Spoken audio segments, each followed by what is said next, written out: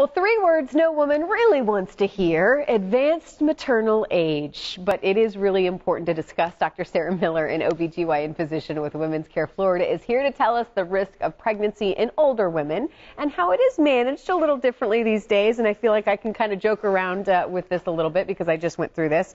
But so happy to welcome Dr. Sarah Miller. Thank you. Thank you very much. Good morning. Good morning. So yeah, it was something I heard a lot here recently, but I feel like a lot of women are going through this, right? So many women, and it's hard because not that old. So Yeah. advanced maternal age, there's no set definition, but generally it's age 35 and up. Okay.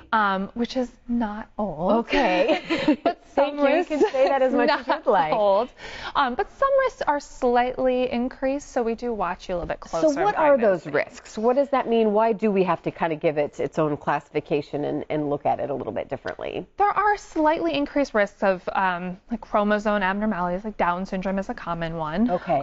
Although those risks are low, they still are a little bit increased, especially as people get closer to 40 and especially beyond, closer to 45, those risks do go up. Okay. So we do offer women testing early so they can find out. Also later in pregnancy, a little higher risk of high blood pressure, diabetes, things like that. So we just watch a little bit closer. So when you say watch a little bit closer, what does that mean for patients? So typically we will measure the baby. So Okay. often, track how baby is growing through the pregnancy. Okay.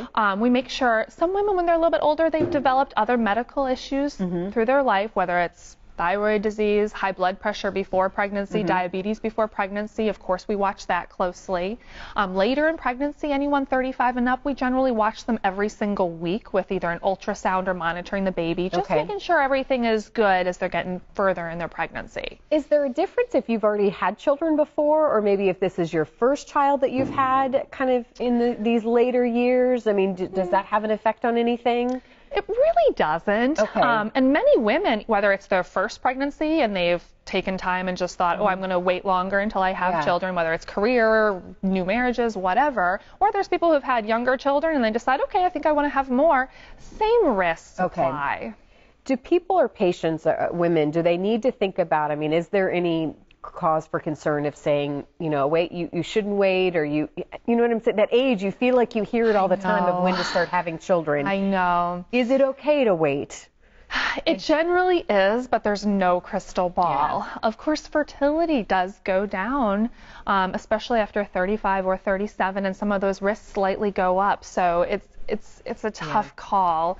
But generally, in healthy women who have regular cycles, no underlying medical issues, it's very safe to conceive and get pregnant and carry a pregnancy and deliver after age 35 or even in the 40s. Yeah.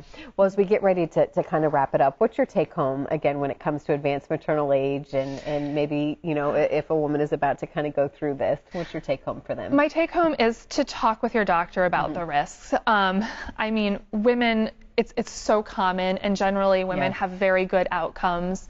But do know we do offer a little bit closer testing, watching you a little bit closer, and we do offer things like a little bit earlier delivery around your due date. And I will say, as much as I didn't maybe like to hear advanced maternal age, it was nice, though, to know that you're just being kind of cared for a little bit more and looked after. I mean, who wouldn't want that? Exactly. So.